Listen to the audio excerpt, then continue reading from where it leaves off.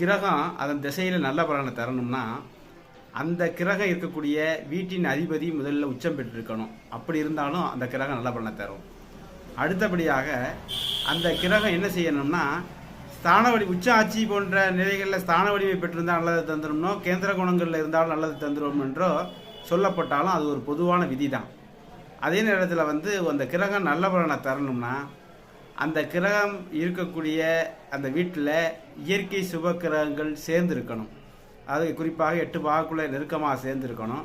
அல்லது இயற்கை சுப கிரகங்களால் அவை பார்க்கப்பட்டிருக்கணும். அது மாதிரி இயற்கை சுப கிரகங்கள் இணைந்தோ அல்லது இயற்கை சுப கிரகங்களால் பார்க்கப்பட்டோ இருந்தால் அவை அந்த திசை காலங்களில் நல்ல பலனை தரும்.